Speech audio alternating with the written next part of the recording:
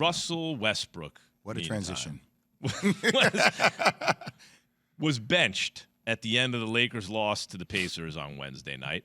On Thursday, Russ told our very own Adrian Wojnarowski, affectionately known around here as Woj, surprised, yes, I was disappointed I didn't go back in, but I'm more disappointed that we lost the damn game. Ultimately, you have to be okay when expletive doesn't go well, and I'm okay. I've done everything that's been asked of me, and I'll continue to do so and ride this out as long as we can toward our ultimate goal, and that's to win a championship. And well, the Lakers are hoping Russell Westbrook can get in the zone. Get in the zone is brought to you by AutoZone. Get in the zone, AutoZone.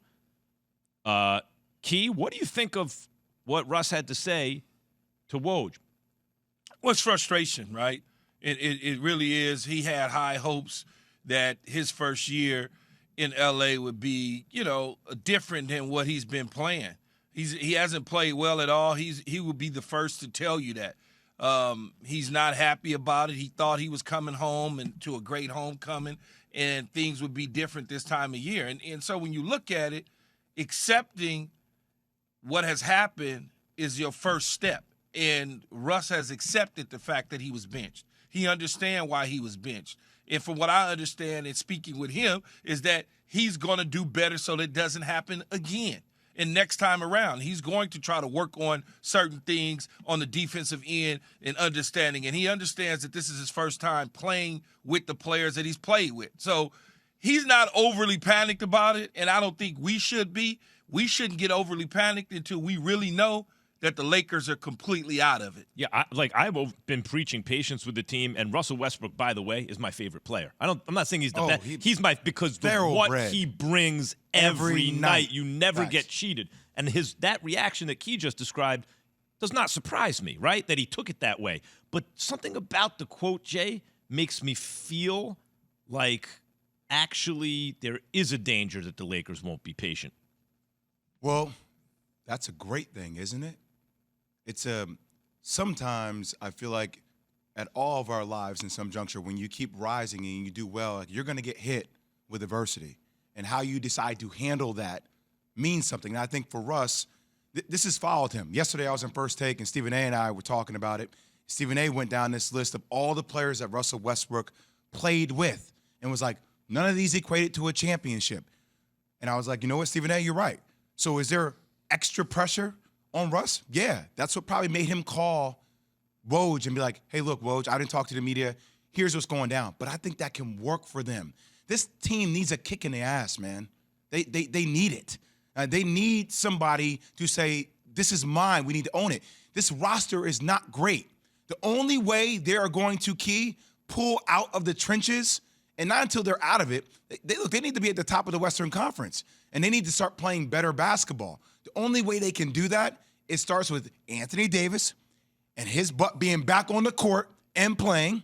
It starts with internal pressure from LeBron James on AD and LeBron James playing at a high level. And it starts with Russ buying into how Frank Vogel needs him to play. And this could all work out for them. And I think, Jay, he's trying to buy in. Yes. He's not trying to buck the system. Right. You see players a lot of the times when people say, they got to buy in, They're not buying in because they're trying to buck the system. That's not what Russ is trying to do. He's trying to find his role, his niche.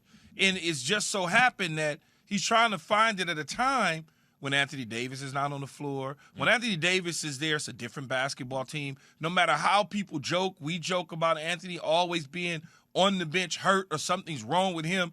When he is, in fact, on the floor, it's a better basketball team, and he is a really good basketball player that can certainly turn things around for them. They've got to figure out what they want to do, though.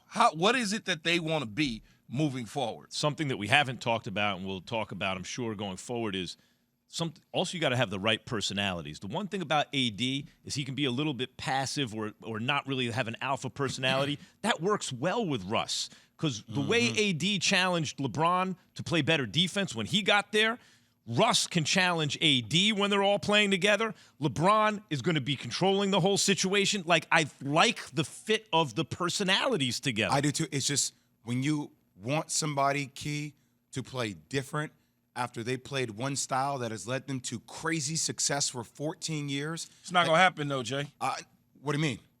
Like it's not going to happen, meaning like he's in his, what is this? Like 14th year. I was like 13th, 14th year. It's not going. His style is not going to change. style. But It's 14 years You in. can tweak it on the can't change margin. it. But that's Yeah. what, that's where the gray area is. Yeah. That's what Frank Vogel and company they need to do in order for this team to get over the hump, because he can't play the ball in his hands 24/7. We talked about it yesterday also. He got benched because that's not the way we wanted you to play that defensive assignment. Vogel's not playing games. 20. Thanks for watching ESPN on YouTube. For live streaming sports and premium content, subscribe to ESPN Plus right now.